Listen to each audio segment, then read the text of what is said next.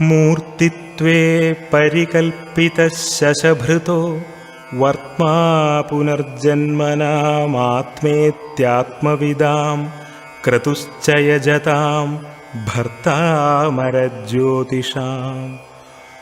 ലോകാനാം പ്രളയോദയസ്ഥിതിവിഭുശ്ചാനേകധായഃ ശ്രുതൗ വാചന്നഃ സദദാത്വനേകകിരണസ്ത്രൈലോക്യദീപോ രവിഃ.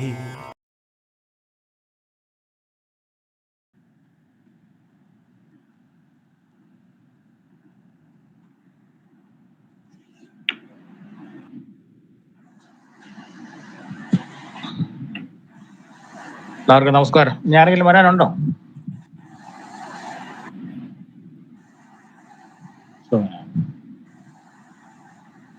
അപ്പോൾ ഇന്ന് നമ്മൾ കഴിഞ്ഞ ക്ലാസ്സിൽ കുറച്ച് കാര്യങ്ങൾ പറഞ്ഞു. അതില് നമ്മൾ സൂര്യനെയും ചന്ദ്രനെയും ചൊവ്വ അല്ലെങ്കിൽ ബുധൻ, വ്യാഴം, ശുക്രൻ, ശനി, രാഹു, വ്യാഴം ഇവയുടെ ചുരുക്കെഴുത്തുകൾ എങ്ങനെയാണെന്നൊക്കെയാണ് നമ്മൾ അവസാനം പഠിച്ചു. പിന്നെ രാശിയുടെ പേരുകൾ, രാശിക്ക് തുടക്കവും ഒടുക്കവും ഉണ്ട്, ഇതെല്ലാം പറഞ്ഞു. ഇനി അടുത്ത് നമുക്ക് പഠിക്കേണ്ടത് രാശിയും ഗ്രഹങ്ങളും തമ്മിലുള്ള ബന്ധവും രാശിയും നക്ഷത്രങ്ങളും തമ്മിലുള്ള ബന്ധവും ചേർന്നതാണ് ജ്യോതിഷം. അതായത് രാശി ഈ നക്ഷത്രങ്ങളെ ഗ്രഹങ്ങൾ എങ്ങനെ വരുന്നു, അല്ലെങ്കിൽ എവിടെ വരുന്നു, എവിടെ നിൽക്കുന്നു, അല്ലെങ്കിൽ ഓരോ രാശിയുടെയും അധിപനാര്, രാശിയാധിപൻ എന്ന് പറയും. അതേപോലെ ഓരോ രാശിയിൽ വരുന്ന നക്ഷത്രങ്ങൾ ആരൊക്കെയാണ്. അപ്പൊ ഒരു കുട്ടിയുടെ നക്ഷത്രത്തിൽ ജനിച്ചു എന്ന് പറഞ്ഞാൽ ഏത് രാശിയിലാണ് ചന്ദ്രൻ നിന്നതെന്ന് നമുക്ക് മനസ്സിലാക്കണം. ചന്ദ്രന്റെ അവസ്ഥയാണ് നക്ഷത്രം അഥവാ കൂർ എന്ന് പറയും. അപ്പോ അതായത് സൂര്യനെ ചക്രവർത്തിയായും, രാജാവ് അല്ലെങ്കിൽ ചക്രവർത്തിയായും, ചന്ദ്രനെ രാജ്ഞിയായും, ചൊവ്വയെ സൈന്യാധിപനായും, ബുധനെ യുവരാജാവായും, വ്യാഴം ശുക്രൻ, വ്യാഴം എന്ന് പറഞ്ഞാൽ ഗുരു, ഗുരു എന്ന് പറഞ്ഞാൽ ബൃഹസ്പതി, ബൃഹസ്പതി എന്ന് പറഞ്ഞാൽ ദേവന്മാരുടെ ഗുരുവാണ്. ശുക്രൻ എന്ന് പറഞ്ഞാൽ ശുക്രാചാര്യരാണ്, അത് ദൈത്യന്മാരുടെ ഗുരുവാണ്. ഇവർ തമ്മിലുള്ള ശത്രുക്കളാണ്. ശത്രുതയ്ക്ക് കാരണം തങ്ങളിൽ ആരാണ് കേമൻ എന്ന വിഷയത്തിലാണ്. കാര്യം അറിവിന്റെ കാര്യത്തിൽ തങ്ങൾ രണ്ടുപേരും, അതായത് ബൃഹസ്പതിയും, ഒന്ന് ദേവന്മാരുടെ ഗുരുവായ ബൃഹസ്പതിയും മറ്റ് അസുരന്മാരുടെ ഗുരുവായ ശുക്രാചാര്യനും തമ്മിലുള്ള മത്സരമാണ്. പിന്നെ പറയുന്നത് ശനി ജോലിക്കാരൻ അല്ലെങ്കിൽ ഭൃത്യൻ എന്ന് പറയും. അപ്പൊ ഒന്നുകൂടെ സൂര്യനെ ചക്രവർത്തി എന്നും, ചന്ദ്രനെ രാജ്ഞിയെന്നും, ചൊവ്വയെ സൈന്യാധിപനെന്നും, ബുധനെ യുവരാജാവെന്നും, വ്യാഴനും ശുക്രനും, ഗുരുവും ശുക്രനും രണ്ട് ഗുരുക്കന്മാരെന്നും, ശനിയെ ഭൃത്യൻ എന്നുമാണ് പറയുന്നത്. കാര്യം ഇത് നമ്മൾ മനസ്സിലാക്കി വച്ചിരുന്നാൽ പല ഫലസൂചകങ്ങളിലും നമുക്ക് ഗുണകരമായിട്ട് വരും, അല്ലെങ്കിൽ ഫലപ്രവചനത്തിന് നമുക്ക് ഗുണകരമായിട്ട് വരും.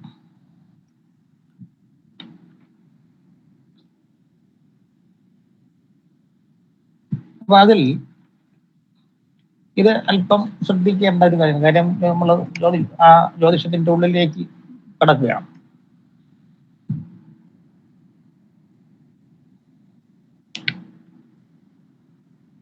നമ്മൾ പറഞ്ഞു മേടം, ഇടവം, മിഥുനം, കർക്കടകം, ചിങ്ങം, കന്നി, തുലാം, വൃശ്ചികം, ധനു, മകരം, കുംഭം, മീനം എന്ന് പറയുന്ന 12 രാശികളാണ് നമുക്കുള്ളത്. അപ്പോൾ ഈ 12 രാശികളിൽ നമുക്ക് 9 ഗ്രഹങ്ങളുണ്ട്. സൂര്യനും ചന്ദ്രനും ഉൾപ്പെടെ ശനി വരെയുള്ള 9 ഗ്രഹങ്ങളുണ്ട്. പക്ഷേ സൂര്യനും ചന്ദ്രനും ഒഴികെ മറ്റ് ഗ്രഹങ്ങൾക്ക്, അതായത് ചൊവ്വ, ബുധൻ, വ്യാഴം, ശുക്രൻ, ശനി എന്ന് പറയുന്ന ഗ്രഹങ്ങൾക്ക് 2 രാശികളിൽ വീതം ആധിപത്യമുണ്ട്. ആധിപത്യം എന്ന് പറഞ്ഞാൽ ആ 2 രാശികൾ അവരുടെ രാശിചക്രത്തിൽ അവർക്കായി വിന്യസിച്ചിരിക്കുന്ന അല്ലെങ്കിൽ വീതിച്ചു കൊടുത്തിരിക്കുന്ന 2 രാശികൾ അവരുടെ സ്വന്തം രാശികളാണ്. അപ്പോ ആദ്യം മനസ്സിലാക്കുക, ചിങ്ങം എന്ന് പറഞ്ഞാൽ രവിയുടെ സ്വന്തം വീട്. തൊട്ട് മുകളിലുള്ള കർക്കിടകം രാശി എന്ന് പറഞ്ഞാൽ ചന്ദ്രന്റെ സ്വന്തം വീട്. അപ്പൊ സൂര്യനും ചന്ദ്രനും ഒഴികെ മറ്റ് ഗ്രഹങ്ങൾക്ക് രാശിചക്രത്തിൽ 2 രാശികളിൽ വീതം ആധിപത്യമുണ്ട്. അതിനെ ഗ്രഹങ്ങളുടെ സ്വക്ഷേത്രങ്ങൾ എന്ന് പറയും. അപ്പൊ ഇവിടെ തന്നെ നമ്മൾ ആദ്യം മനസ്സിലാക്കുക, സ്വക്ഷേത്രത്തിൽ നിൽക്കുന്ന ഗ്രഹത്തിന് പകുതി ബലം. എപ്പോഴും നമ്മൾ ഫലപ്രവചനം നടത്തുന്നത് ഗ്രഹങ്ങളുടെ ബലാബലത്വം നിശ്ചയിച്ചാണ്. അപ്പോൾ ആ ബലങ്ങൾക്ക് 4 അവസ്ഥകളുണ്ട്. ഒന്ന് സ്വക്ഷേത്രം, പിന്നെ മൂലക്ഷേത്രം, 3 ഉച്ചക്ഷേത്രം, 4 നീചക്ഷേത്രം.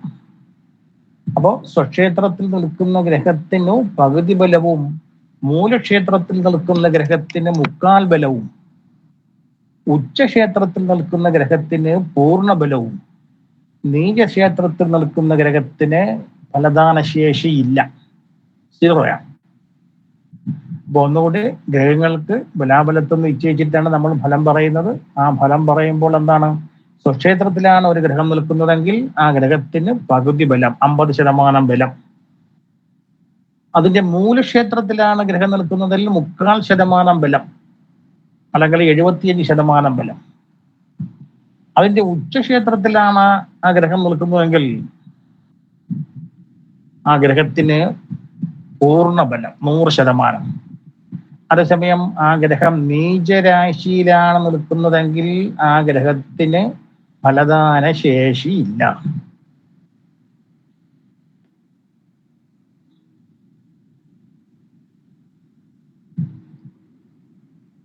അപ്പോ കർക്കിടകം ചന്ദ്രന്റെ രാശിയെന്നും പിന്നെ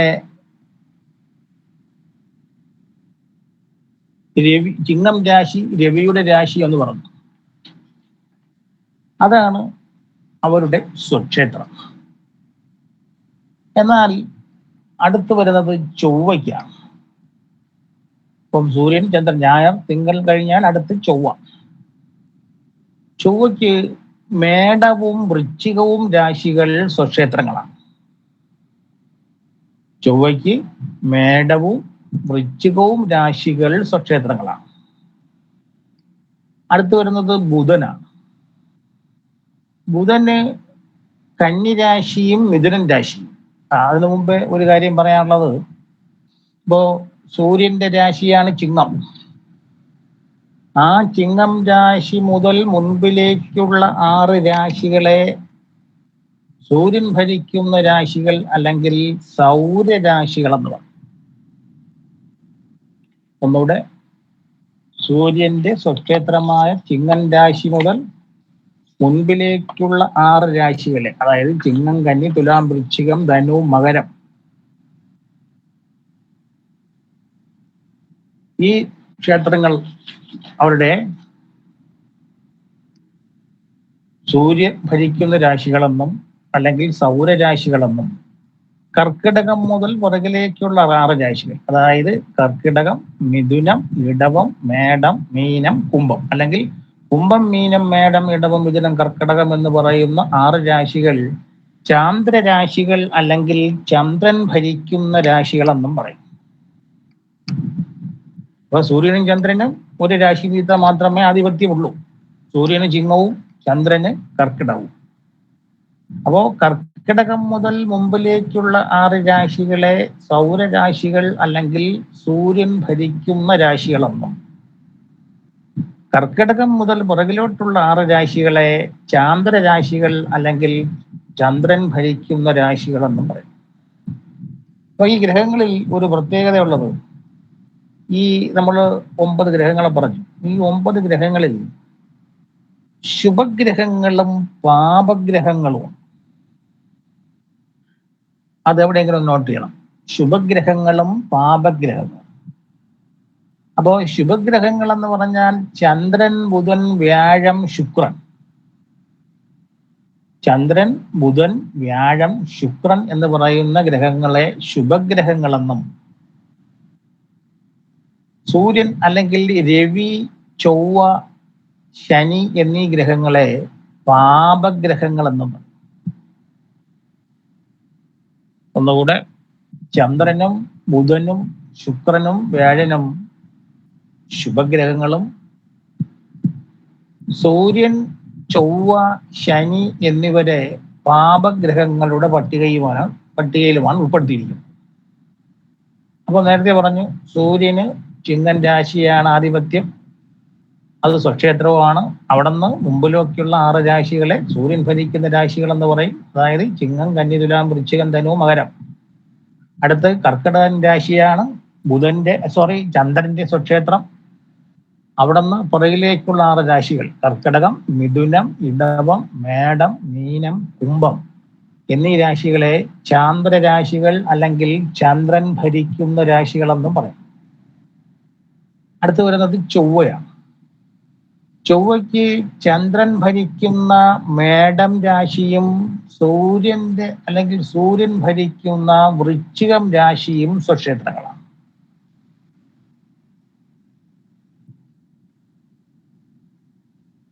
അതിന്റെ ഒരു ഫോട്ടോ ഉണ്ടെങ്കിലും ഇട്ടേക്കണം സാറേ.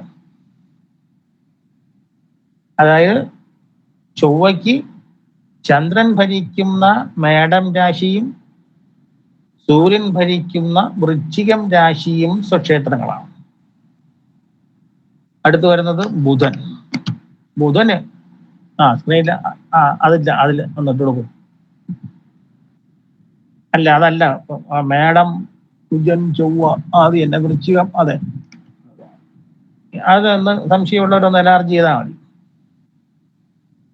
വൃശ്ചിക രാശി ഏതെന്നും അല്ലെങ്കിൽ മേടൻ രാശി ഏതെന്നും സംശയമുള്ളവർക്ക് അല്പം ഒന്ന് സ്ക്രീൻ വലിച്ചു നീട്ടിയാൽ മതി. അടുത്ത് ബുധൻ.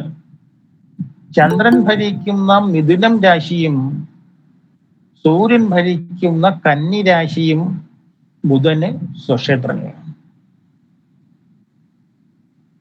അടുത്ത് വ്യാഴം. ചന്ദ്രൻ ഭരിക്കുന്ന മീനം രാശിയും സൂര്യൻ ഭരിക്കുന്ന ധനു രാശിയും ഗുരുവിന് സ്വക്ഷേത്രമാണ്. അടുത്തുള്ളത് ശുക്രൻ. ചന്ദ്രൻ ഭരിക്കുന്ന ഇടവം രാശിയും സൂര്യൻ ഭരിക്കുന്ന തുലാം രാശിയും ശുക്രന് സ്വക്ഷേത്രങ്ങളാണ്. അതേപോലെ ശനിക്ക് ചന്ദ്രൻ ഭരിക്കുന്ന കുംഭൻ രാശിയും സൂര്യൻ ഭരിക്കുന്ന മകരരാശിയും സ്വക്ഷേത്രങ്ങളാണ്. അപ്പോ ചക്രവർത്തിക്ക് യുവരാജാവായി, ഗുരുവായി, 2 ഗുരുക്കന്മാരായി, സൈനികനായി, സേവകനായി. അതേപോലെ രാജ്ഞിയെ സംബന്ധിച്ചാണെങ്കിലും യുവരാജാവായി, 2 ഗുരുക്കന്മാർ അല്ലെങ്കിൽ 2 മന്ത്രിമാരായി, പിന്നെ സൈനികനായി, പിന്നെ ഭൃത്യനായി. അപ്പൊ ഇവർക്ക് 2 പേർക്കും ഈ മറ്റുള്ളവരെ വീതിച്ചു കൊടുത്തു. അപ്പൊ ഈ രാശികളാണ് അവർ ഭരിക്കുന്ന രാശികൾ. അപ്പൊ ഇവിടെ ഏതെങ്കിലും രാശികളിൽ ഇപ്പം മേടൻ രാശിയിൽ ചൊവ്വ നിന്നാൽ അല്ലെങ്കിൽ വൃശ്ചികൻ രാശിയിൽ ചൊവ്വ നിന്നാൽ അവിടെ പകുതി ബലമെന്ന് നമുക്ക് പറയേണ്ടി വരും. അപ്പോൾ സൂര്യന് ചിങ്ങൻ രാശിയും ചന്ദ്രന് കർക്കിടകം രാശിയും സ്വക്ഷേത്രം. സൂര്യനും ചന്ദ്രനും ഒഴികെ മറ്റ് ഗ്രഹങ്ങൾക്ക് രാശിചക്രത്തിൽ 2 രാശികളിൽ വീതം ആധിപത്യമുണ്ട്. ചൊവ്വയ്ക്ക് മേടവും വൃശ്ചികവും, ബുധന് മിഥുനവും കന്നിയും, വ്യാഴന് മീനവും ധനുവും, ശുക്രന് ഇടവവും തുലാം രാശിയും, ശനിക്ക് മകരം, കുംഭൻ രാശി.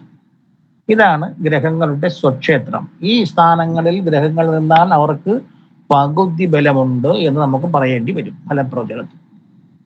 ഇത്രയും ഭാഗം ക്ലിയർ ആയോ?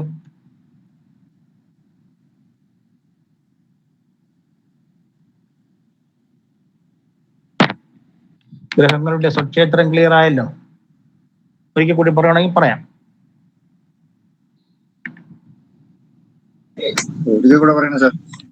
പറയാം.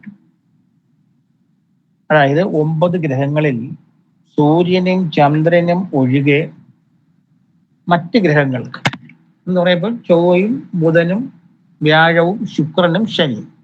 ചൊവ്വ, ബുധൻ, വ്യാഴം, ശുക്രൻ, ശനി 5 ഗ്രഹങ്ങളുണ്ട്. ഈ 5 ഗ്രഹങ്ങൾക്ക് രാശിചക്രത്തിലെ ഈ 2 രാശികൾ വീതം അവർക്ക് സ്വക്ഷേത്രങ്ങളായിട്ട് കൽപ്പിച്ചിട്ടുണ്ട്.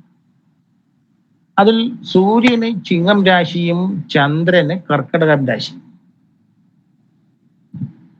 അപ്പോ സൂര്യന്റെ ചിങ്ങം രാശി മുതൽ മുൻപിലേക്കുള്ള 6 രാശികളെ സൂര്യൻ ഭരിക്കുന്ന രാശികൾ അല്ലെങ്കിൽ സൗരരാശികളെന്നും, കർക്കിടകം മുതൽ പിറകിലേക്കുള്ള 6 രാശികളെ ചാന്ദ്രരാശികൾ അല്ലെങ്കിൽ ചന്ദ്രൻ ഭരിക്കുന്ന രാശികളെന്നും പറയും. അപ്പോ സൂര്യനും ചന്ദ്രനും കഴിഞ്ഞാൽ അടുത്തത് ചൊവ്വയാണ്. ചൊവ്വയ്ക്ക് ചന്ദ്രൻ ഭരിക്കുന്ന, ഈ സ്ക്രീനിൽ നോക്കാൻ അറിയാം, ചന്ദ്രൻ ഭരിക്കുന്ന മേടം രാശിയും സൂര്യൻ ഭരിക്കുന്ന വൃശ്ചികം രാശിയും സ്വക്ഷേത്രമാണ്. രണ്ടും മുകളിലും താഴെയും. അടുത്ത് ബുധനെ സംബന്ധിച്ചാണെങ്കിൽ ചന്ദ്രൻ ഭരിക്കുന്ന മിഥുനൻ രാശിയും സൂര്യൻ ഭരിക്കുന്ന കന്നി രാശിയും സ്വക്ഷേത്രമാണ്. വ്യാഴന് സൂര്യൻ ഭരിക്കുന്ന ധനുരാശിയും ചന്ദ്രൻ ഭരിക്കുന്ന മീനം രാശിയും സ്വക്ഷേത്രങ്ങളാണ്. ശുക്രന് ചന്ദ്രൻ ഭരിക്കുന്ന ഇടവം രാശിയും സൂര്യൻ ഭരിക്കുന്ന തുലാം രാശിയും സ്വക്ഷേത്രമാണ്. ശനിക്ക് ചന്ദ്രൻ ഭരിക്കുന്ന കുംഭൻ രാശിയും സൂര്യൻ ഭരിക്കുന്ന മകരം രാശിയും സ്വക്ഷേത്രങ്ങളാണ്. ഈ സ്വക്ഷേത്രത്തിൽ നിൽക്കുന്ന ഗ്രഹങ്ങൾക്ക് പകുതി ബലമുണ്ട്. ക്ലിയർ ആയോ? അത് ഒരു കാര്യം എന്ന് വെച്ചാൽ, അത് ഈ ആദ്യം ഈ രാശി ഏതൊക്കെയാണ് രാശികളെന്നൊന്ന് മനസ്സിലാക്കുക. അതിനുശേഷം ആ ഗ്രഹങ്ങളെ അവിടെ ഒന്ന് എഴുതി പഠിക്കുക.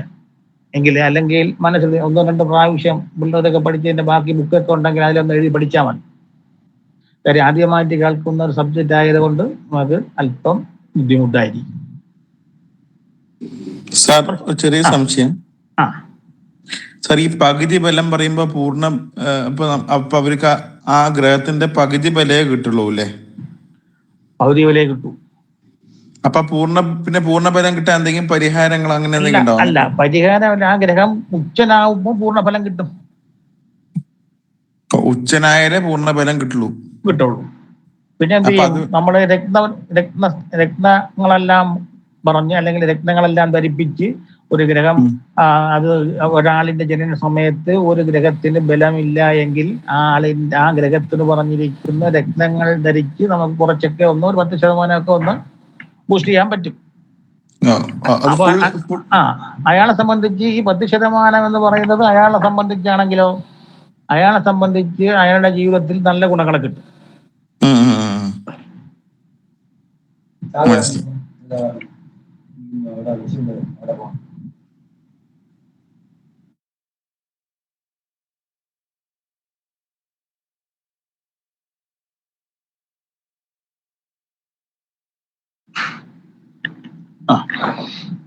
അപ്പോ ഈ ഒരു ഗ്രഹം അല്ലെങ്കിൽ ഒരാളിന്റെ ജനന സമയത്ത് ഒരു ഗ്രഹത്തിന് ബലമില്ല എങ്കിൽ നമ്മൾ ആ ഗ്രഹത്തിന്റെ ദേവതയ്ക്ക് പരിഹാരം, നവഗ്രഹ ക്ഷേത്രങ്ങളെല്ലാം ഗ്രഹത്തിന്റെ പരിഹാരം, ആ ഗ്രഹങ്ങളുടെ രത്നം. അപ്പോൾ എല്ലാ ഗ്രഹങ്ങളുടെയും രത്നം ഒരു വ്യക്തിക്ക് ധരിക്കാൻ പറ്റില്ല. അത് നമ്മൾ രത്നങ്ങളുടെ കാര്യം പറയുമ്പോൾ അവിടെ പറയാം. അടുത്ത് ഗ്രഹങ്ങളുടെ മൂലക്ഷേത്രം. മൂലക്ഷേത്രത്തിൽ നിൽക്കുന്ന ഗ്രഹത്തിന് 3/4 ബലം എന്ന് പറഞ്ഞു. സൂര്യന്റെ സ്വക്ഷേത്രവും മൂലക്ഷേത്രവും ചിങ്ങം രാശി തന്നെ. എന്നാൽ ചന്ദ്രന്റെ സ്വക്ഷേത്രം കർക്കടകമാണെങ്കിലും ചന്ദ്രന്റെ മൂലക്ഷേത്രം ഇടവം രാശിയാണ്. സൂര്യന്റെ സ്വക്ഷേത്രവും മൂലക്ഷേത്രവും ചിങ്ങം രാശി തന്നെ. എന്നാൽ ചന്ദ്രന്റെ മൂലക്ഷേത്രം സ്വക്ഷേത്രം കർക്കിടകമാണെങ്കിലും മൂലക്ഷേത്രം ഇടവം രാശിയിലാണ്. അതേപോലെ ചൊവ്വയ്ക്ക് മേടം വൃശ്ചികം രാശികൾ സ്വക്ഷേത്രം പറഞ്ഞു. എന്നാൽ മേടം രാശിയിലാണ് ചൊവ്വയുടെ മൂലക്ഷേത്രം. അടുത്ത ബുധന് മിഥുനം കന്നി രാശികൾ സ്വക്ഷേത്രം പറഞ്ഞു. കന്നി രാശിയാണ് ബുധന്റെ മൂലക്ഷേത്രം. അതേപോലെ വ്യാഴന് ധനു മീനം രാശികളെ പറ്റി പറഞ്ഞു, സ്വക്ഷേത്രങ്ങളാണെന്ന് പറഞ്ഞു. എന്നാൽ ധനുരാശിയാണ് വ്യാഴന്റെ മൂലക്ഷേത്രം. അടുത്ത് ശുക്രന് ഇടവം തുലാം രാശികൾ സ്വക്ഷേത്രങ്ങൾ പറഞ്ഞു. എന്നാൽ ഓരം ഇടവൻ രാശി ആര് കൊണ്ടുപോയി? ചന്ദ്രൻ കൊണ്ടുപോയി. ബാക്കിയുള്ളത് തുലാം രാശിയാണ്. അപ്പൊ തുലാം രാശിയാണ് ശുക്രന്റെ മൂലക്ഷേത്രം. അടുത്ത് പറഞ്ഞത് ശനി, മകരം കുംഭൻ രാശികൾ സ്വക്ഷേത്രങ്ങൾ പറഞ്ഞു. കുംഭൻ രാശിയാണ് ശനിയുടെ മൂലക്ഷേത്രം. അപ്പൊ ഇതിൽ നേരത്തെ ഗ്രഹങ്ങളുടെ ശുഭഗ്രഹങ്ങളും പാപഗ്രഹങ്ങളും എന്ന് പറഞ്ഞു. ചന്ദ്രൻ, ബുധൻ, വ്യാഴം, ശുക്രൻ എന്നീ ഗ്രഹങ്ങളെ ശുഭഗ്രഹങ്ങളെന്നും രവി, ചൊവ്വ, ശനി എന്നിവരെ പാപഗ്രഹങ്ങളുടെ പട്ടികയിലാണെന്ന് പറഞ്ഞു. അപ്പൊ ഇവിടെ നോക്കൂ, ചന്ദ്രൻ ഒഴികെ മറ്റ് ശുഭഗ്രഹങ്ങൾക്ക്, ചന്ദ്രൻ എവിടെ പോയി? ഇടവത്തിൽ പോയി. ചന്ദ്രൻ ഒഴികെ മറ്റ് ശുഭഗ്രഹങ്ങൾക്ക് സൂര്യൻ ഭരിക്കുന്ന രാശികളാണ് മൂലക്ഷേത്രം. ഇപ്പൊ മൂലക്ഷേത്രം പഠിക്കാൻ എളുപ്പമുണ്ട്. ചന്ദ്രൻ ഒഴികെ മറ്റ് ശുഭഗ്രഹങ്ങൾക്ക് സൂര്യൻ ഭരിക്കുന്ന രാശികളാണ് മൂലക്ഷേത്രം. ബുധന് കന്നി, ശുക്രന് തുലാം, വ്യാഴന് ധനു. അപ്പോ ഇത് മൂന്നുമാണ് ശുഭഗ്രഹങ്ങൾ. ഇവർക്ക് സൂര്യൻ ഭരിക്കുന്ന രാശികളാണ് മൂലക്ഷേത്രം. ബാക്കി ചൊവ്വയ്ക്കും ശനി പാപഗ്രഹങ്ങൾക്ക് ചന്ദ്രൻ ഉൾപ്പെടെ, ചന്ദ്രനാണ് മാത്രം പറഞ്ഞിട്ടുണ്ട്. ചന്ദ്രനും പാപവും ശുഭനും ഉണ്ട്, അത് പിന്നീട് പറയും. അപ്പം ചന്ദ്രൻ ഒഴികെ മറ്റ് ശുഭഗ്രഹങ്ങൾക്ക് സൂര്യൻ ഭരിക്കുന്ന രാശികളിൽ മൂലക്ഷേത്രങ്ങളും, പാപഗ്രഹങ്ങൾക്ക് ചന്ദ്രൻ ഭരിക്കുന്ന, സൂര്യൻ പോയി, ചന്ദ്രനെ പോലെ തന്നെ സൂര്യന്റെ മാറി, സൂര്യന്റെ സ്വക്ഷേത്രവും മൂലക്ഷേത്രവും ചിങ്ങൻ രാശി തന്നെ. പിന്നെയുള്ളത് ചൊവ്വയും ശനിയുമാണ്. ശനിക്ക് ചന്ദ്രൻ ഭരിക്കുന്ന കുംഭൻ രാശിയും, അതേപോലെ ചൊവ്വയ്ക്ക് ചന്ദ്രൻ ഭരിക്കുന്ന മേടം രാശിയും സ്വക്ഷേത്രങ്ങളാണ്, മൂലക്ഷേത്രങ്ങളാണ്. അപ്പോൾ സ്വാഭാവികമായിട്ടും ഒരു ചോദ്യം നിങ്ങളോടാണ് ചോദിക്കുന്നത്. ചൊവ്വ ഒരു ജാതകത്തിൽ തുലാം രാശിയിൽ നിൽക്കുന്നതാണോ മേടം രാശിയിൽ നിൽക്കുന്നതാണോ ആ ജാതകനെ സംബന്ധിച്ചുള്ള ഗുണം?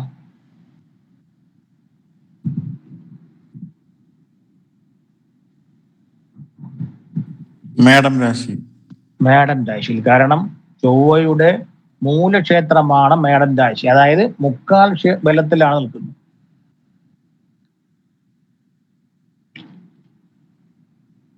അതേപോലെ തന്നെ ബുധൻ, മിഥുനം, കന്നി രാശികൾ ബുധൻ പറഞ്ഞു. ഇപ്പോ കന്നി രാശിയിൽ നിൽക്കുന്നതാണോ മിഥുനൻ രാശിയിൽ നിൽക്കുന്നതാണോ ഒരു ജാതകനെ സംബന്ധിച്ച് ഉത്തമമായിട്ടുള്ളത്? കന്നി.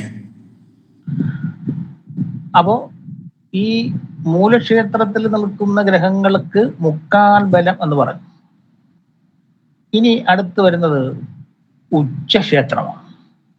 ഈ സ്വക്ഷേത്രമോ മൂലക്ഷേത്രവുമായിട്ട് ബുധനൊഴികെ മറ്റ് ഗ്രഹങ്ങൾക്ക് യാതൊരു ബന്ധവുമില്ല. അവര് മൂലക്ഷേത്രത്തിലോ സ്വക്ഷേത്രത്തിലോ ഒന്നും അല്ല, അവർ വേറെ എവിടെയെങ്കിലും പോയി അവരെന്തരാവും? ഉച്ചനാവും. അപ്പൊ നമ്മൾ ജ്യോതിഷം പഠിച്ച സമയം തുടങ്ങിയപ്പം പറഞ്ഞു, മേടം രാശിയെ രാശിചക്രത്തിന്റെ ആരംഭ രാശി എന്ന് പറയാൻ ഒരു കാരണം പറഞ്ഞു. പ്രപഞ്ചത്തിന്റെ നാഥനായ സൂര്യന്റെ ഉച്ചക്ഷേത്രം മേടമായത് കൊണ്ടാണ് എന്ത് രാശിചക്രത്തിലെ ആരംഭ രാശി മേടം രാശി എന്ന് പറയാൻ കാരണമെന്ന് പറഞ്ഞു. അപ്പോ സൂര്യന്റെ സ്വക്ഷേത്രവും മൂലക്ഷേത്രവും ചിങ്ങം രാശിയും, സൂര്യന്റെ ഉച്ചക്ഷേത്രം എന്ന് പറഞ്ഞാൽ മേടം രാശിയാണ്.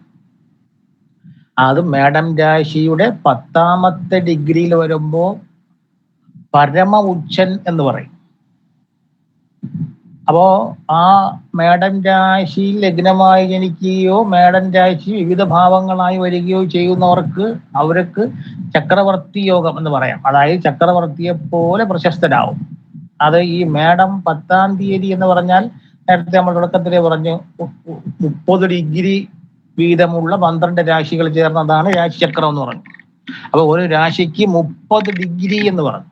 അതായത് 0 ഡിഗ്രി മുതൽ 10ാമത്തെ ഡിഗ്രിയിൽ വരുമ്പോൾ അതിനെ പറയും, നമ്മുടെ നാട്ടിൽ അതിനൊരു ആഘോഷമായിട്ട് പറയും മേട 10 അല്ലെങ്കിൽ 10ാം ഉദയം എന്ന് പറയും. കേട്ട് കാണും. മേട 10 അല്ലെങ്കിൽ 10ാം ഉദയം എന്ന് പറയും. അന്ന് മുഹൂർത്ത ദോഷങ്ങളൊന്നും പരിഗണിക്കേണ്ട. അന്ന് വീട് വെക്കുകയോ വീട് ഗൃഹാരംഭം നടത്തുകയോ ഗൃഹപ്രവേശം ചെയ്യുകയോ മറ്റു ശുഭകർമ്മങ്ങൾ ചെയ്യുകയോ ഒക്കെ ചെയ്യാൻ പറയും. അതിന്റെ കാരണം എന്ന് പറഞ്ഞാൽ സൂര്യൻ ഭൂമധ്യരേഖയ്ക്ക് നേർ മുകളിൽ വരും. അതായത് കന്യാകുമാരിയിലെ ഗാന്ധി ഘട്ടിൽ നിന്നാൽ നമ്മളുടെ ഉച്ചയ്ക്ക് 12 മണിക്ക് നമ്മൾ അവിടെ നിർത്തുകയാണെങ്കിൽ നമ്മളുടെ നിഴല് നമ്മളുടെ കാൽ ചുവട്ടിലായിരിക്കും.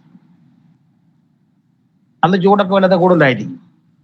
അപ്പോൾ ആ മേടം 10-ാം തീയതി എന്ന് പറഞ്ഞാൽ ഏപ്രിൽ മാസം 14 അല്ലെങ്കിൽ 15 തീയതികളായിരിക്കും. അപ്പോ അങ്ങനെ ആ സമയത്ത് ജനിക്കുന്നവർ അല്ലെങ്കിൽ മേടം 10-ാം തീയതി ജനിക്കുന്നവരൊക്കെ അതിപ്രശസ്തരും പ്രഗത്ഭന്മാരും ഒക്കെ ആയിരിക്കും. അപ്പൊ നമുക്കറിയാം നമ്മളുടെ ക്രിക്കറ്റ് കളിക്കാരൻ സച്ചിൻ തെണ്ടുൽക്കർ, പുള്ളി ഈ ഏപ്രിൽ 14-ാം തീയതി ഉച്ചയ്ക്ക് 12:30-ക്കാണ് ജനിച്ചതെന്നാണ് പറയുന്നത്. അയാളുടെ പേര്, പ്രശസ്തി, ലോകത്തിൽ എവിടെ മനുഷ്യരുണ്ടോ അവിടെ എല്ലാം ഈ ഒരു ആളിനെ അറിയാം, പേര് പറഞ്ഞാൽ അറിയാം. പിന്നെ അതേപോലെ സാമ്പത്തിക നേട്ടവും മറ്റു കാര്യങ്ങളെല്ലാം നോക്കുമ്പോൾ അതാണ് ചക്രവർത്തി എന്ന് പറയുന്നത്. അപ്പൊ ആ ഒരാളിനെ മാത്രം അവർക്ക് നമ്മളെ ഇതല്ല, നമ്മളെ രീതിയിലുള്ള ജാതകമല്ല, അവർക്ക് ഉത്തരേന്ത്യൻ രീതിയിലുള്ള ജാതകം. എങ്കിലും ആ പർട്ടിക്കുലർ ടൈം ആൻഡ് ഡേറ്റ് എന്ന് പറയുമ്പോൾ അയാൾക്കുണ്ടായ പ്രശസ്തി, ധനപരമായിട്ടുള്ള പ്രശസ്തി, അതായത് ഒരു കാലത്ത് ഇന്ത്യയിൽ ഏറ്റവും കൂടുതൽ ഇൻകം ടാക്സ് പേ ചെയ്യുന്ന ഒരാളായിരുന്നു അദ്ദേഹം. നിങ്ങൾ കേട്ട് കാണാം, അല്ലെങ്കിൽ നിങ്ങൾ വായിച്ചു കാണും. അപ്പൊ അതാണ് ഈ പ്രപഞ്ചത്തിന്റെ നാഥനായ സൂര്യന്റെ ഉച്ചക്ഷേത്രം എന്ന് പറയുന്നത് മേടം രാശിയാണ്. അടുത്ത് ചന്ദ്രൻ സ്വക്ഷേത്രം കർക്കിടകം പറഞ്ഞു, മൂലക്ഷേത്രം ഇടവം പറഞ്ഞു. ചന്ദ്രന്റെ ഉച്ചക്ഷേത്രവും ഇടവം രാശി തന്നെ. അതേപോലെ ചൊവ്വയ്ക്ക് മേടം വൃശ്ചികം രാശികൾ സ്വക്ഷേത്രം പറഞ്ഞു, മേടം രാശിയെ മൂലക്ഷേത്രം പറഞ്ഞു. എന്നാൽ മകരം രാശിയിലാണ് ചൊവ്വയുടെ ഉച്ചക്ഷേത്രം. ചൊവ്വയുടെ ഉച്ചക്ഷേത്രം മകരം രാശിയാണ്. അടുത്ത ബുധന് മിഥുനം കന്നി രാശികൾ സ്വക്ഷേത്രം പറഞ്ഞു, കന്നി രാശിയെ വീണ്ടും മൂലക്ഷേത്രം പറഞ്ഞു. ആ കന്നി രാശി തന്നെയാണ് ബുധന്റെ ഉച്ചക്ഷേത്രവും. അതേപോലെ വ്യാഴത്തിന് ധനു മീനം രാശികൾ സ്വക്ഷേത്രം പറഞ്ഞു, ധനുരാശി മൂലക്ഷേത്രം പറഞ്ഞു. എന്നാൽ കർക്കിടകം രാശിയിലാണ് വ്യാഴന്റെ ഉച്ചക്ഷേത്രം. അടുത്ത് ശുക്രന് ഇടവം തുലാം രാശികൾ സ്വക്ഷേത്രം പറഞ്ഞു, തുലാം രാശിയാണ് മൂലക്ഷേത്രം എന്ന് പറഞ്ഞു. എന്നാൽ ശുക്രന്റെ ഉച്ചരാശി എന്ന് പറഞ്ഞാൽ മീനം രാശിയാണ്. അതേപോലെ ശനിക്ക് മകരം കുംഭൻ രാശികൾ സ്വക്ഷേത്രം പറഞ്ഞു, കുംഭൻ രാശി മൂലക്ഷേത്രം പറഞ്ഞു. എന്നാൽ ശനിയുടെ ഉച്ചക്ഷേത്രം എന്ന് പറഞ്ഞാൽ അത് തുലാം രാശിയാണ്. അപ്പോ മേടൻ രാശിയിൽ മേടൻ രാശിയിൽ രവി ഉച്ചൻ, ഇടവൻ രാശിയിൽ ചന്ദ്രൻ ഉച്ചൻ, കർക്കിടകം രാശിയിൽ വ്യാഴം ഉച്ചൻ, കന്നി രാശിയിൽ ബുധൻ ഉച്ചൻ, മകരം രാശിയിൽ ചൊവ്വ ഉച്ചൻ, മീനം രാശിയിൽ ശുക്രൻ ഉച്ചൻ. അപ്പോൾ ഈ ഗ്രഹങ്ങളിൽ നമുക്ക് ഭൗതിക സുഖം തരുന്ന ആള് എന്ന് പറഞ്ഞാൽ ശുക്രനാണ്. എന്നാൽ ആത്മീയ സുഖം തരുന്ന ആള്, ആത്മീയതയിലേക്ക് നമ്മളെ കൊണ്ടുപോകുന്ന ഗ്രഹം എന്ന് പറഞ്ഞാൽ വ്യാഴനാണ്. അപ്പൊ അവിടെ ആത്മീയ സുഖം തരുന്ന വ്യാഴന്റെ രാശിയായ മീനം രാശിയിലാണ് ഭൗതിക സുഖങ്ങളുടെ കാരകനായ ശുക്രന്റെ ഉച്ചരാശി. അത് രാശിചക്രത്തിന്റെ 12ാമത്തെ രാശിയുമാണ്. മേടം 1 മീനം എന്ന് പറയുന്നത് 12ാമത്തെ രാശിയുമാണ്. അപ്പോൾ ഇതിൽ വളരെ സിംബോളിക്കായിട്ടാണ് ഇവിടെ ആചാര്യൻ ഇവിടെ കാര്യങ്ങളെ കൊണ്ട് എത്തിച്ചിരിക്കുന്നത്. കാര്യം ആത്മീയ സുഖവും ഭൗതിക സുഖവും എന്ന് പറയുന്നത് ഈ ഭൂമിയിൽ തന്നെ അനുഭവിക്കണമെന്നും അവസാനം ജീവിതസാഗരം, മീനം എന്ന് പറഞ്ഞാൽ അവിടുത്തെ സിംബൽ എന്ന് പറഞ്ഞാൽ മീനുകളാണ്, ജലരാശിയാണ്, കടലാണ്. അപ്പോൾ ഈ 12ാമത് വെച്ചിരിക്കുന്നത് എന്താണ്? ജീവിതസാഗരം നീന്തിക്കടന്ന് മോക്ഷത്തിനായിട്ട് എത്തിച്ചേരുക, അല്ലെങ്കിൽ മോക്ഷത്തിൽ എത്തിച്ചേരുക എന്ന ഒരു ജ്യോതിഷത്തിന് പുറമേയുള്ള ഒരു വ്യാഖ്യാനവും കൂടി നമുക്ക് അവിടെ തരുന്നു. അതും കൂടി നമ്മൾ മനസ്സിലാക്കണം. അപ്പോ ഈ രാശികളിൽ മേടം രാശിയിൽ രവിയും, ഇടവൻ രാശികളിൽ ചന്ദ്രനും, കർക്കിടകൻ രാശിയിൽ വ്യാഴവും, കന്നി രാശിയിൽ ബുധനും, തുലാം രാശിയിൽ ശനിയും, മകരൻ രാശിയിൽ ബുധനും, മീനം രാശിയിൽ ശുക്രനും നിൽക്കുമ്പോൾ അവർക്ക് പൂർണ്ണ ബലമാണ്, ഫലദാനശേഷി പൂർണ്ണമായിരിക്കും. അപ്പോ അടുത്തുള്ളത് നീചക്ഷേത്രം. ഇപ്പൊ നീചക്ഷേത്രം പഠിക്കാൻ എളുപ്പമാണ്.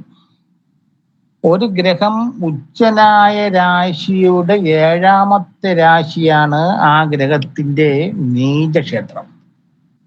അപ്പം മേടത്തിൽ സൂര്യൻ ഉച്ചനാണെങ്കിൽ അതിന്റെ 7ാമത്തെ രാശി എന്ന് പറയുമ്പോൾ മേടം, ഇടവം, മിഥുനം, കർക്കിടകം, ചിങ്ങം, കന്നി, തുലാം. അപ്പം തുലാം രാശിയിൽ സൂര്യൻ വരുമ്പോഴാണ് സൂര്യന് നീചാവസ്ഥ ഉണ്ടാവുന്നത്, ഫലദാനശേഷി കുറയും. അടുത്ത് ഇടവൻ രാശിയിൽ ഉച്ചനായി നിൽക്കുന്ന ചന്ദ്രൻ വൃശ്ചികം രാശിയിൽ വരുമ്പോൾ നീചനാവും. അതേപോലെ കർക്കിടകം രാശിയിൽ ഉച്ചനായ വ്യാഴം മകരം രാശിയിൽ വരുമ്പോൾ നീചനും, മകരം രാശിയിൽ ഉച്ചനായി നിൽക്കുന്ന ചൊവ്വ കർക്കിടകം രാശിയിലേക്ക് വരുമ്പോഴും നീചനാവും. അപ്പോ തുലാം രാശിയിൽ ഉച്ചനായി നിൽക്കുന്ന ശനി,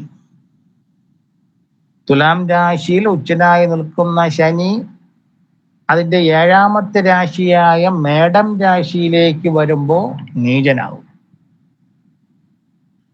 അതേപോലെ തന്നെ കന്നി രാശിയിൽ ഉച്ചനായി നിൽക്കുന്ന ബുധൻ മീനൻ രാശിയിൽ വരുമ്പോൾ നീചനും, മീനം രാശിയിൽ ഉച്ചനായി നിൽക്കുന്ന ശുക്രൻ കന്നി രാശിയിലേക്ക് വരുമ്പോഴും നീചനാവും.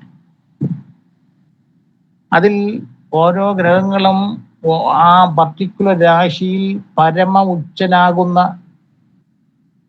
സമയമുണ്ട്. നേരത്തെ പറഞ്ഞു മേടം രാശിയിൽ 10ാമത്തെ ഡിഗ്രിയിലാണ് സൂര്യന്റെ അത്യുച്ചം അല്ലെങ്കിൽ പരമ ഉച്ചം എന്ന് പറഞ്ഞു. അതേപോലെ തന്നെ അതിന്റെ നീചരാശിയായ തുലാം രാശിയുടെ 10ാമത്തെ ഡിഗ്രിയിലേക്ക് വരുമ്പോൾ ആ ഗ്രഹം പരമനീചനാകും. അതും മനസ്സിലാക്കണം. പരമനീചൻ എന്ന് പറയുമ്പോൾ ആ ഒരൊറ്റ ദിവസമാണ് 10ാമത്തെ ഡിഗ്രിയിലേക്ക് വരുമ്പോഴാണ് പരമ ഉച്ചനാകുന്നത്, പരമനീചനാകുന്നത്. മേടൻ രാശി മൊത്തം സൂര്യന്റെ ഉച്ചരാശിയാണ്. എന്നാൽ ആ 10ാമത്തെ ഡിഗ്രിയിലേക്ക് വരുമ്പോഴാണ് അതിശക്തനായിട്ട് മാറുന്നത്. അന്ന് ജനിക്കുന്ന കുട്ടികളുടെ കാര്യമാണ് ഞാൻ നേരത്തെ പറഞ്ഞത്. അതേപോലെ തന്നെ തുലാം രാശിയിലെ 10ാമത്തെ ഡിഗ്രിയിൽ പരമനീചനായി വരുന്ന സമയത്ത് ജനിക്കുന്ന കുട്ടികൾക്ക് വിഷയങ്ങളുണ്ടാവും.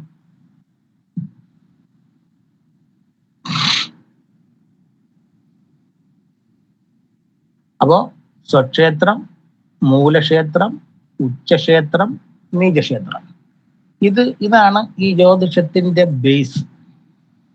കാര്യം ഗ്രഹങ്ങളുടെ ബലാബലത്വം അറിയുന്നതാണ് ഈ കളി. ഇത് അറിയാതെ ഇതിന്റെ മുകളിലേക്ക് നമുക്കിനി പഠിക്കാൻ പറ്റില്ല. അല്ലെങ്കിൽ നിങ്ങളൊരു ഫലം പറയുന്നതിനോ അല്ലെങ്കിൽ ഒരു ജാതകരചനയ്ക്കോ ശ്രമിക്കുമ്പോൾ ഈ ഒരു സംഗതി അറിഞ്ഞില്ലെങ്കിൽ ഒന്നും പറ്റില്ല. ആദ്യമായിട്ട് കേൾക്കുന്ന അല്ലെങ്കിൽ ആദ്യമായിട്ട് ജ്യോതിഷം പഠിക്കാൻ വരുന്നവർക്ക് അല്പം ബുദ്ധിമുട്ടായിട്ട് തോന്നും. എങ്കിലും കിട്ടുന്ന സമയത്തേക്ക് ഇതിനെ ഒന്ന് എഴുതി പഠിക്കും. അപ്പൊ എഴുതി പഠിക്കുമ്പോഴാണ് മനസ്സിൽ ഉറയ്ക്കുന്നത്. അല്ല എത്ര കാണാതെ പഠിച്ചാലും മാറിപ്പോകും. ഒരു 5-10 പ്രാവശ്യം നിങ്ങളൊന്ന് എഴുതി നോക്കുമ്പോൾ അത് ക്ലിയർ ആവും. അപ്പൊ അത് ക്ലിയറായി തന്നെ പഠിക്കണം. ഇതാണ് അടിസ്ഥാനം.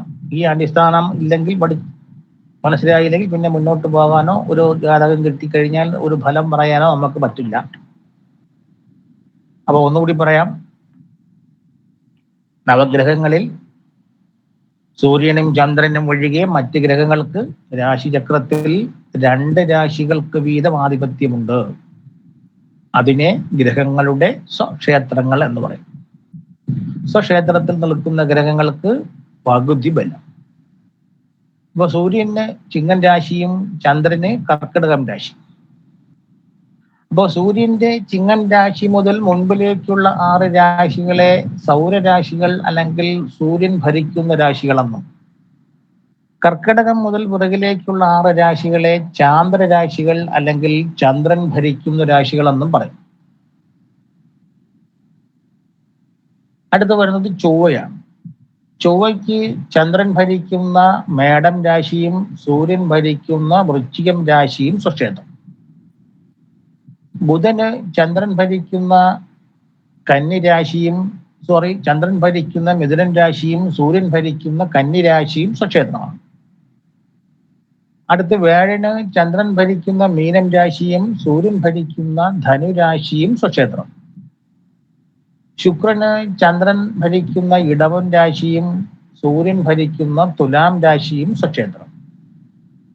അടുത്ത് ശനിക്ക് ചന്ദ്രൻ ഭരിക്കുന്ന കുംഭൻ രാശിയും സൂര്യൻ ഭരിക്കുന്ന മകരം രാശിയും സ്വക്ഷേത്രങ്ങളാണ്. അടുത്ത് വരുന്നത് മൂലക്ഷേത്രമാണ്. സൂര്യന്റെ സ്വക്ഷേത്രവും മൂലക്ഷേത്രവും ചിങ്ങം രാശി തന്നെ. ചന്ദ്രന്റെ സ്വക്ഷേത്രം കർക്കിടകമാണെങ്കിലും മൂലക്ഷേത്രം വരുന്നത് ഇടവം രാശിയിലാണ്. ചൊവ്വയ്ക്ക് മേടം വൃശ്ചികം രാശികൾ സ്വക്ഷേത്രം പറഞ്ഞു. മേടം രാശിയാണ് ചൊവ്വയുടെ മൂലക്ഷേത്രം. ബുധന് മിഥുനം കന്നി രാശികൾ സ്വക്ഷേത്രം പറഞ്ഞു. കന്നി രാശിയിലാണ് ബുധന്റെ മൂലക്ഷേത്രം. വ്യാഴന് ധനു മീനം രാശികൾ സ്വക്ഷേത്രം പറഞ്ഞു. ധനുരാശിയാണ് വ്യാഴന്റെ മൂലക്ഷേത്രം. ശുക്രന് ഇടവം തുലാം രാശികൾ പറഞ്ഞു. തുലാം രാശിയാണ് ശുക്രന്റെ മൂലക്ഷേത്രം. അതേപോലെ ശനിക്ക് മകരം കുംഭൻ രാശികൾ സ്വക്ഷേത്രം പറഞ്ഞു. ശനിയുടെ സ്വക്ഷേത്രം മകരം കുംഭമാണ്. എന്നാൽ ശനിയുടെ മൂലക്ഷേത്രം എന്ന് പറയുന്നത് കുംഭൻ രാശിയാണ്. അടുത്ത് വരുന്നത് ഈ മൂലക്ഷേത്രത്തിലെ ഗ്രഹങ്ങൾ ഏതൊക്കെയാണെന്ന് കണ്ടുപിടിക്കാനുള്ള ഒരു എളുപ്പമാർഗം പറഞ്ഞു. എങ്ങനെയാണ്? ശുഭഗ്രഹങ്ങൾക്കല്ല, അതായത് ചന്ദ്രൻ ഒഴികെ മറ്റ് ശുഭഗ്രഹങ്ങൾ ബുധനും വ്യാഴവും ശുക്രനും.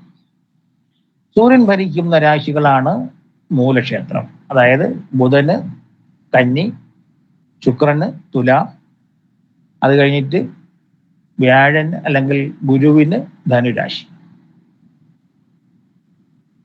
മറ്റ് 2 ഭാവഗ്രഹങ്ങളായ ചൊവ്വയ്ക്കും ശനിക്കും ചന്ദ്രൻ ഭരിക്കുന്ന രാശികളാണ് മൂലക്ഷേത്രം. അപ്പൊ അത് പഠിക്കാൻ എളുപ്പമാണ്. സ്വക്ഷേത്രം മനസ്സിലാക്കി കഴിഞ്ഞാൽ മൂലക്ഷേത്രം പഠിക്കാൻ എളുപ്പം. അടുത്ത് വരുന്നത് ഉച്ചക്ഷേത്രം. അപ്പോൾ സൂര്യന്റെ സ്വക്ഷേത്രവും മൂലക്ഷേത്രവും ചിങ്ങം രാശി എന്ന് പറഞ്ഞു.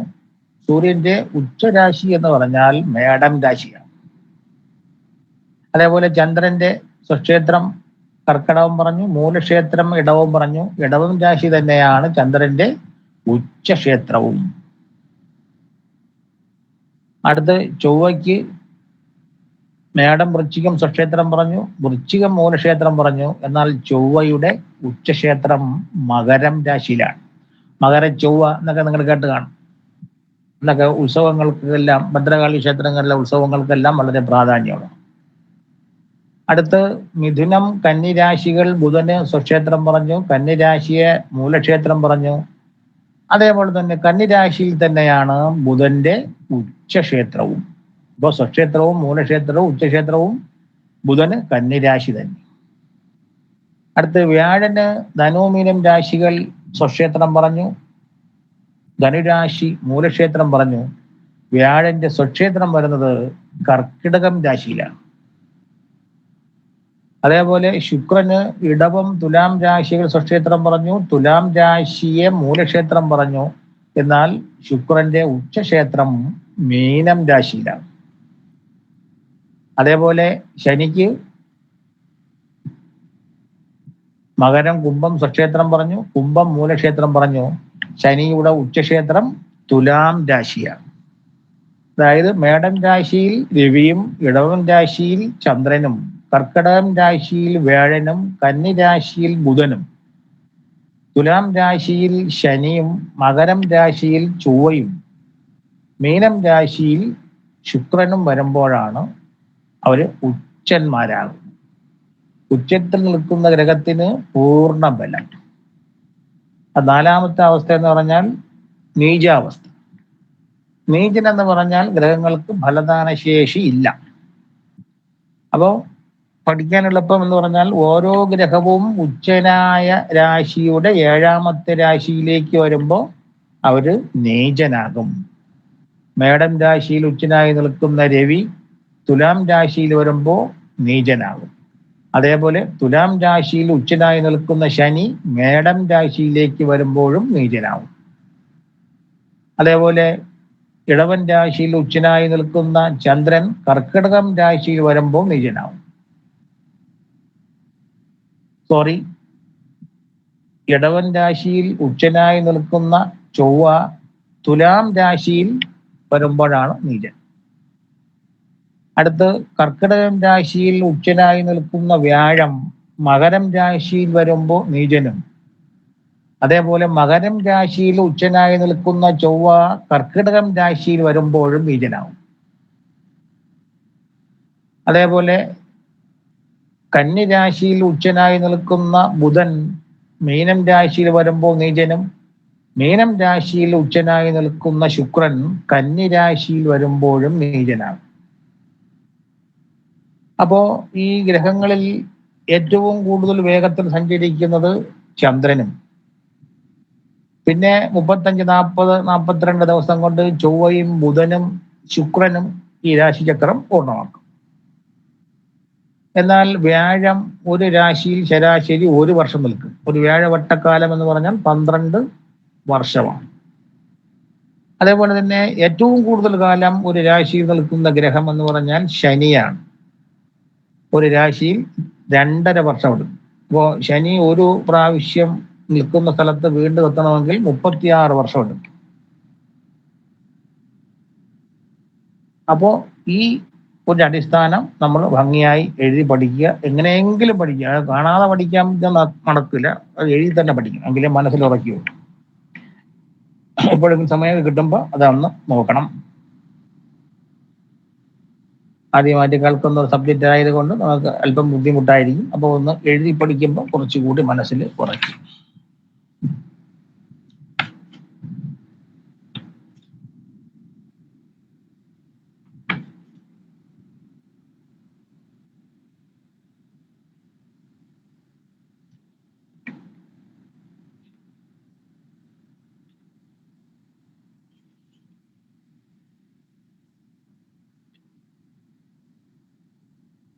അടുത്തതിലേക്ക് പോകാൻ പറ്റുമോ അതോ കടുപ്പമായി പോയോ?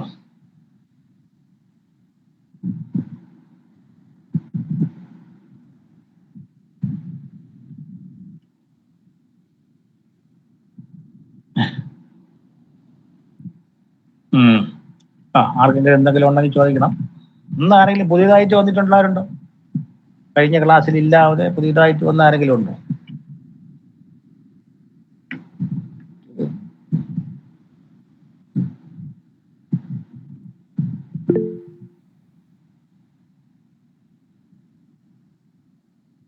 കണ്ടു കാണും. ഇനി ആർക്കെങ്കിലും എന്തെങ്കിലും ഉണ്ടെങ്കിൽ ചോദിക്കണം. സാർ, നമുക്ക് നീചക്ഷേത്രത്തില് ഇപ്പൊ ബുധന്റെ നീചക്ഷേത്രത്തില് മീനാണല്ലോ ബുധന്റെ നീചക്ഷേത്രം. അതെ. അപ്പൊ അതിൽ നിൽക്കുകയാണോ പറഞ്ഞ നമുക്ക് ആ ബുധദശ കാലഘട്ടങ്ങളിൽ മോശമായിട്ടുള്ള അനുഭവങ്ങളൊക്കെ വരുമോ? തീർച്ചയായിട്ടും വരും. അത് ആ എത്രാം ഭാവാധിപൻ, അതായത് ഇപ്പൊ നമ്മൾ രാശി എന്ന് പറയുമെങ്കിലും ലഗ്നം എന്ന് പറഞ്ഞ സാധനമുണ്ട്. ആ ലഗ്നമാണ് 1ാം ഭാവം. അപ്പോ ഈ തുലാം ലഗ്നം ആണെങ്കിൽ ആ ബുധന് 12ാമത്തെ രാശിയുടെ, അതായത് തുലാമിന്റെ പുറകിൽ എന്ന് പറയുമ്പം തുലാമിന്റെ 12ആയ കന്നി രാശിയുടെ ആധിപത്യമാണ് അല്ലെ? അവിടെ അതിന്റെ അധിപനായ ബുധൻ എവിടെ നിൽക്കുന്നു? 6-ൽ നിൽക്കുന്നു. കന്നിയിൽ നിന്നും 6 മീനം, അവിടെയാണ് നീചൻ. അതേമാതിരി ഇപ്പൊ ഇടവം ലഗ്നമാണ്, ലഗ്നാധിപൻ ഇടവമാണ്. അപ്പൊ ശുക്രനാണ്. അപ്പോ 2ാം ഭാവാധിപൻ ആയ ബുധൻ നമ്മള് 10-ല് സോറി മറ്റേ മീനത്തിൽ നിൽക്കണമെന്ന് പറയാം 11. അതായത് 2ഉം 5ഉം ഭാവാധിപനായ ബുധൻ 11ാമത്തെ രാശിയിൽ നീചനായി നിൽക്കുന്നു. ആ അപ്പൊ അവിടെ 3 ദോഷങ്ങൾ പറയണം. അത് നമ്മൾ ഫലം പറഞ്ഞു വരുന്ന കുറച്ചുകൂടി വരുമ്പോ നമുക്കത് പറയാം. ഓക്കെ. 5ാം ഭാവാധിപൻ നീചനായാൽ എന്തൊക്കെയാണ് ദോഷങ്ങൾ എന്നുള്ള കാര്യം വരും. ഓരോ ഭാവങ്ങളെ പറ്റി പഠിക്കുമ്പോൾ വരും. മനസ്സിലായി. 2ാം ഭാവാധിപൻ നീചനായാൽ എന്താണ് ദോഷം, 5ാം ഭാവം പ്രത്യേകിച്ചും സന്താന വിഷയങ്ങളൊക്കെ വരാനുള്ള സാധ്യതകളുണ്ട്.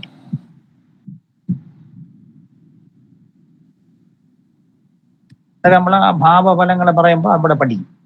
അതെ സാറേ, ചെറിയ സംശയം. അപ്പൊ ഇങ്ങനെയൊക്കെ വന്നു കഴിഞ്ഞാൽ ജീവിതം അവരുടെ ബുദ്ധിമുട്ടാവുമോ? അതിന് പരിഹാരം ഒന്നും ഉണ്ടാവില്ല അല്ലേ?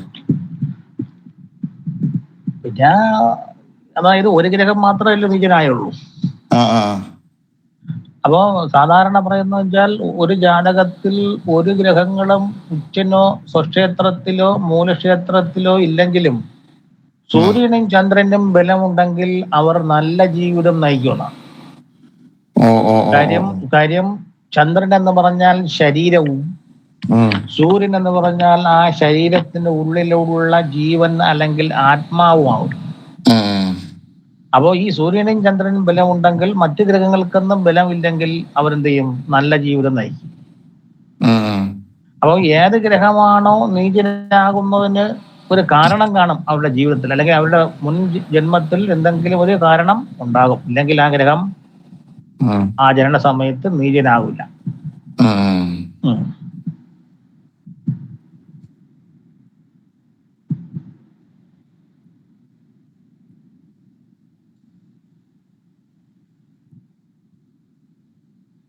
ഇനി ആർക്കെങ്കിലും എന്തെങ്കിലും ഉണ്ടോ?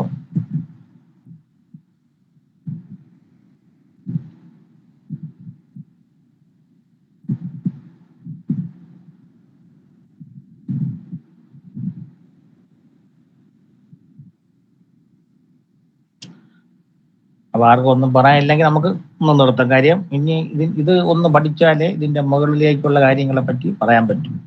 അതുകൊണ്ട് അടുത്ത ക്ലാസ്സിൽ എല്ലാവരും ഒന്ന് ക്ലിയർ ആക്കി വരണം. ഞാൻ ഇടയ്ക്ക് ഉള്ളതുകൊണ്ടൊക്കെ ചോദിക്കും.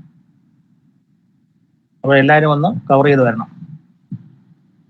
പിന്നെ തൽക്കാലം ഇവിടെ നിർത്താം. എല്ലാവർക്കും നമസ്കാരം. നമസ്കാരം.